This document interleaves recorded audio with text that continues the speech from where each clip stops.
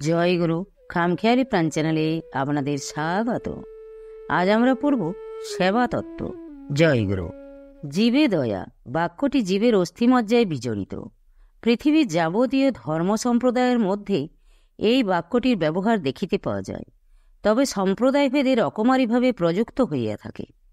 বাস্তবিক বাক্যটি যে বহুমূল্য তদ্বিষয়ে আর সন্দেহ নাই। যে ধর্ম সম্প্রদায় উক্ত বাক্যটির মর্ম ভুলিয়া গিয়েছে তাহারা আত্মপ্রতারক মাত্র। আর যে ব্যক্তি ধর্মের যুক্তিতর্ক ভুলিয়া সাধন ভোজন ভুলিয়া কেবলমাত্র বাক্যানুসারে কার্য করিবার জন্য জীবন উৎসর্গ করিয়াছে, মুক্তকণ্ঠে সকলে তাহাকে মহাপুরুষ বলিয়া স্বীকার করিবে। প্রকৃতপক্ষে ভারতবর্ষে উক্ত বাক্যটি যেরূপ পরিণতি ও পরিপুষ্ট হইয়াছে অন্যত্র সেরূপ দৃষ্ট হয় না। তবে একেবারে যে কোনো সম্প্রদায়েই প্রচলিত নাই এমন নহে। মহাত্মা যীশুখ্রিস্ট ক্রুশে বিদ্ধ হইয়াও অজ্ঞানান্ধ জীবের জন্য পরমপিতা পরমেশ্বরের নিকট প্রার্থনা করিয়াছিলেন। মাধাই কর্তৃক নিত্যানন্দ প্রহিত হইয়াও তাহার মঙ্গলের জন্য চৈতন্যদেবকে অনুরোধ করিয়াছিলেন। মহাপুরুষ হরিদাস কাজীর দুর্বৃত্ত ভৃত্য কর্তৃক নিদারুণভাবে বেত্রাহত হইয়াও তাহাদের মঙ্গলের জন্য ইষ্টদেবতার নিকট প্রার্থনা করিয়াছিলেন।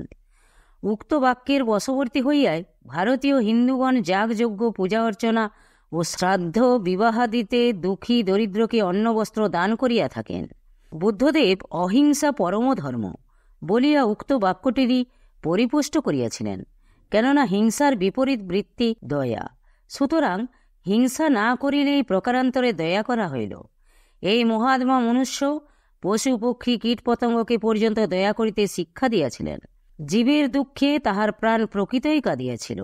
মহারাজ অশোকের শিলালিপি ও তাম্রশাসন পাঠে ইহার ভুরি ভুরি দৃষ্টান্ত পাওয়া যায়। জৈন সম্প্রদায় জীব দুঃখ দূর করিতে বদ্ধপরিকর। সর্বশেষে বঙ্গদেশের গৌরব রবি ভগবান চৈতন্যদেব ধর্মের কুটিলতা ও জটিলতার উচ্ছেদ সাধন করিয়া নামে রুচি ও জীবে দয়া এই মহান শিক্ষা প্রদান করিয়াছিলেন।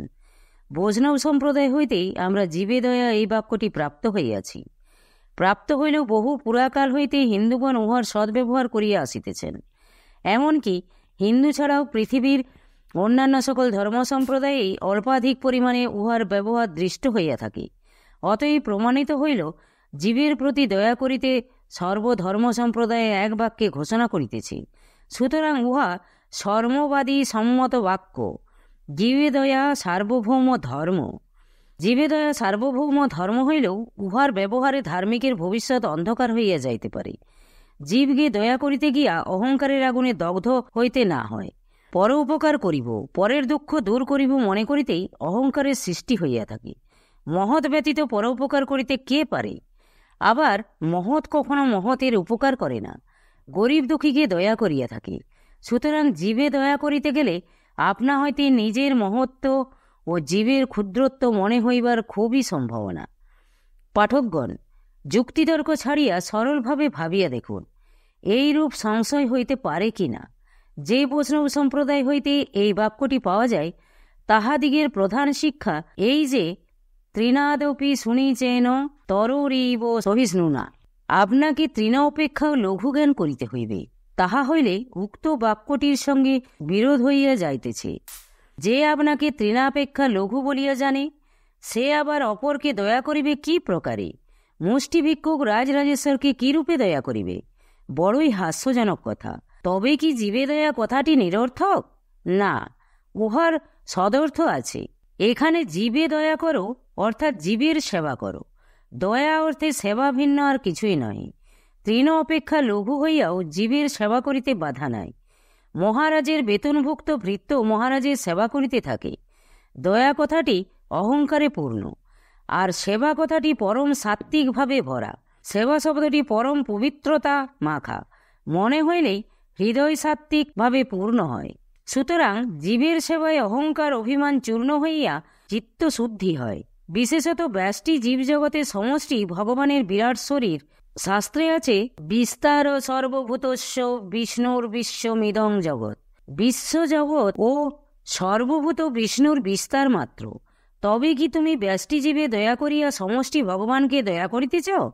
সকলেই এক বাক্যে না না বলিয়া উঠিবে। কথাটাই কেমন শ্রুতিকটু। আর সেবা বলিলে কোনো গোল নাই। জগতের সেবা করিয়া জগদ্রূপী জনার্দনের সেবা করিব। এসো ভাই, জীবে দয়া ভুলিয়া জীব সেবায়, জগতের সেবায়, দশের সেবায়, দেশের সেবায়, সমাজের সেবায় জীবন উৎসর্গ করি। তুমি যত ক্ষুদ্র হও না কেন, সেবার অধিকার সকলেরই আছে। কোনো ধর্ম লাভ করিতে না পারো, সেবা ধর্মে আত্মসমর্পণ করো। ভক্তিতে সমস্ত বিশ্বের সেবা করিয়া, সমস্ত বিশ্বে প্রেম করিয়া, সমস্ত বিশ্বের কারণের সহিত মিলিয়া মিশিয়া জীবনের মুক্তির ভাব লাভ করিতে পারিবে। সেবা জগতে জীবমাত্রই কর্ম লইয়া জন্মগ্রহণ করিয়াছে। নির্দিষ্ট পরিমাণ কর্ম অবশ্যই করিতে হইবে। জীব বলিলেই বুঝিতে হইবে কর্ম সমষ্টি। জীবমাত্রই যেন কর্মময় একটি যন্ত্র। সুতরাং কেহই কর্মহীন হইয়া থাকিতে পারে না। কর্মহীন হইয়া থাকিলে জীবের জীবত্ব কোথায় থাকিবে? নহি কশ্চিত ক্ষণমপি জাতু তিষ্ঠত্ব কর্মকৃত। যখন আমাদিগকে অবশ্যই কর্ম করিতে হইবে, তখন কর্ম সম্বন্ধে বিচার করা অবশ্য কর্তব্য। কারণ জগতে যাহা কিছু ঘটিতেছে, তাহার কতকগুলি সমাজ দৃষ্টিতে হিতকর ও কতকগুলি অহিতকর, কতকগুলি ন্যায়ানুমোদিত, আবার কতকগুলি অন্যায়, কতকগুলি ভালো, কতকগুলি মন্দ। অবশ্য এই জগতে মানুষ এমন অবস্থা লাভ করিতে পারে, যে অবস্থায় ভালো মন্দ কিছুই থাকে না। দ্বন্দ্বরহিত অবস্থা যেখান হইতে দেখিলে জগতে ভালো মন্দ যাহা কিছু ঘটে, তাহা সবই ভালো, সকলই মঙ্গলের জন্য অনুষ্ঠিত বিবেচিত হইবে। হিতাহিত ভেদে স্থূলত কর্ম দ্বিবিধ, যাহার দ্বারা অধিকাংশের হিত এবং অল্পের ক্ষতি হয়, তাহাই শাস্ত্রানুমোদিত হিতকর্ম। আর যাহাতে অল্পের হিত এবং বহুর অপকার হয়, তাহা শাস্ত্রানুমোদিত অবিহিত কর্ম। এইরূপ বলিবার তাৎপর্য এই যে, জগতে যাহা কিছু করা যাক না কেন, তাহাতেই একের মঙ্গল এবং অন্যের অমঙ্গল নিশ্চয়ই অনুষ্ঠিত হইবে। জগতের নিয়মই এই যে, ক্রিয়ার প্রতিক্রিয়া হইবে। এমনকি শ্বাসগ্রহণ করিয়া জীবিত থাকিবার জন্য নিঃশ্বাস বায়ুর সঙ্গে শত শত জীবকে জমালয়ে প্রেরণ করিতে হইতেছে। সুতরাং বিচার করিয়াও কর্ম করা একরূপ অসম্ভব। আবার আমাদিগকে কর্ম করিতে হইবে, কর্ম না করিলে আমরা এক মুহূর্তও বাঁচিয়া থাকিতে পারিব না।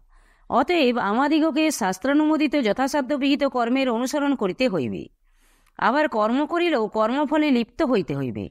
কিন্তু শাস্ত্রে ইহাও দেখিতে পাই যে, আমরা জ্ঞানের দ্বারা সেই কর্মফল নষ্ট করতে পারি। ফলাফলে সম্পূর্ণ উদাসীন থাকিয়া বিহিত কর্মাদি সম্পন্ন করাই একমাত্র কর্তব্য।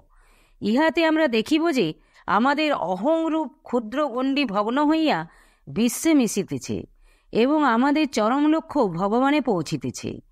তখন দেখিব যে, কর্ম আমাদিগকে বদ্ধ করিয়া পুনঃ পুনঃ জন্মগ্রহণ করিতে বাধ্য না করিয়া জন্ম মৃত্যু এবং ত্রিতাপ জ্বালা দূর করিয়া অতুল আনন্দের অধিকারী করিতেছে এবং অন্তিমে মোক্ষের কারণ হইতেছে। জীব সেবা কর্মের মধ্যে গণ্য হইলেও ইহাতে যেমন সেবককে ভগবানমুখী করে, অন্যান্য কর্মে সেই রূপ পারে না। সম্পূর্ণরূপে আত্মবলি দিতে না পারিলে বা আত্মপ্রতিষ্ঠা করিতে না পারিলে সেবা করিবার উপযুক্ত হওয়া যায় না। কারণ যতক্ষণ অহংরূপ গণ্ডির মধ্যে থাকিব, ততক্ষণ স্বার্থ লইয়াই ব্যস্ত থাকিতে হইবে। কি করিলে নিজের সুখ স্বাচ্ছন্দ্য হইবে, এমনকি জগতের বিনিময়ে তাহারই অনুধাবনে ব্যস্ত থাকিব। সুতরাং অপরের সেবার অবসর কোথায়? সেই জন্যই আত্মবলি দিবার প্রয়োজন। কারণ তখন আর নিজের বলিয়া কিছুই থাকিবে না। যাহা করিব পরের জন্যই, তখনই কেবল সেবক হইতে পারিব। আবার যখন আত্মজ্ঞান লাভ করিব, তখন বুঝিব জগতে যাহা কিছু বিদ্যমান আছে, তৎসমস্তই আত্মার বিকাশ। সুতরাং আমি এবং অবশিষ্ট যাহা কিছু তৎসমুদয় এক, আমার কিছুই পর নহি। তখন বুঝিব অপরের হিতার্থে যাহা কিছু করিতেছি, তাহা প্রকারান্তরে আমার জন্যই করিতেছি। তখনই আত্মজ্ঞান প্রতিষ্ঠিত হইবে এবং জগতের গুপ্ত রহস্য আমার নিকট প্রকাশিত হইবে। ভালো মন্দ হিংসা দেশপূর্ণ এই জগৎই আমার নিকট নতুন রূপ ধারণ করিবে। তখন বিড়ম্বনাময় এই জীবনই অশেষ শান্তিপ্রদ বলিয়া প্রতিভাত হইবে। সেই জন্যই এক আত্মজ্ঞানী অথবা যিনি অপরের জন্য আত্মোৎসর্গ করিয়াছেন, তিনি সেবক নামের উপযুক্ত, অন্যে নহে। অতএব যিনি যতই সেবক নামের বড়াই করুন না কেন, তিনি প্রকৃত সেবক নহেন। যিনি প্রকৃত সেবক হইতে চান, তাহা সর্বপ্রথম আত্মজ্ঞান লাভ করা উচিত। জগতে যাহারা সেবক বলিয়া পরিচয় দিতে সক্ষম হইয়াছেন, তাহারা সকলে আত্মজ্ঞানী ছিলেন। জীবের সাংসারিক অভাব অনটন দূর করিয়া প্রাণে শান্তি দান করা সেবার উদ্দেশ্য বলিয়া মনে হয়, কিন্তু আমরা দেখিতে পাই এই রূপে কখনোই স্থায়ীভাবে কার্য হয় না। অনিত্য জগতের সকলই অনিত্য, সুতরাং অনিত্য বস্তুতে স্থায়ীভাবে কাহারও কিছু করা যায় না। অতএব নিত্য জ্ঞান দানে আমরা প্রকৃত সেবা করতে পারি, আর সেই জ্ঞান নিজে লাভ না করিলে পরকে দেওয়া যায় না। সেজন্যই আত্মজ্ঞানী প্রকৃত সেবক পদবাচ্য। তবেই দেখা গেল সেবক আত্মজ্ঞানী বা আত্মজ্ঞানী সেবক। সুতরাং যাহারা মনে প্রাণে সেবক হইতে চেষ্টা করেন তাহারা নিশ্চয়ই আত্মজ্ঞান লাভ করিবেন। এই জন্যই ধর্মজগতে কাম্য কর্ম সকল ত্যাগ করিয়া নিষ্কামভাবে জনহিতার্থ কর্মানুষ্ঠান করা একান্ত কর্তব্য। এই জন্যই হিন্দুর অধিকার ভেদ। তাহারা প্রথমত সমাজে থাকিয়া জনহিতকর কার্যাদির অনুষ্ঠানে ব্রতী থাকেন। দরিদ্রকে ধনাদি বিতরণ, ব্রাহ্মণ ভোজন, অতিথি সেবা, সমাজের হিতসাধন ইত্যাদি গৃহস্থের কর্তব্য। পরে গার্হস্থ ধর্মের পরিপাকে যখন সন্ন্যাসাশ্রম গ্রহণ করেন তখন আত্মনো মুখ্যার্থং জগদ্ধিতায়চ জীবনের উদ্দেশ্য হয়। তখন আত্মজ্ঞান লাভ করিয়া জগতে সেই জ্ঞান বিতরণই তাহাদিগের একমাত্র কর্তব্য। তখন অর্থাদি অনিত্য বস্তুতে তাহাদিগের প্রয়োজন থাকে না। কেবল জ্ঞানান্বেষণ এবং তাহার বিতরণ দ্বারা জগতের সেবা তাহাদের ধর্ম হয়। এই রূপে তাহারা প্রকৃত সেবা করেন বলিয়া সমাজ তাহাদিগকে উচ্চস্থান দিয়াছে, এবং তজ্জন্যই দিনহীন ভিখারি হইতে রাজধীরাজের শির তাহাদিগের চরণে লুণ্ঠিত। তাহাদের বাক্য বেদবাক্য এবং তাহাদের ইচ্ছা ভগবতী ইচ্ছা। যদি সেবক নামের সার্থকতা থাকে তবে তাহারাই তাহার মূর্তিমান আদর্শ। জয় গুরু, জয় গুরু। আজ এই পর্যন্তই। যদি আপনাদের ভালো লেগে থাকে তাহলে চ্যানেলটিকে সাবস্ক্রাইব করে সাথে থাকবেন। জয় গুরু, জয় গুরু।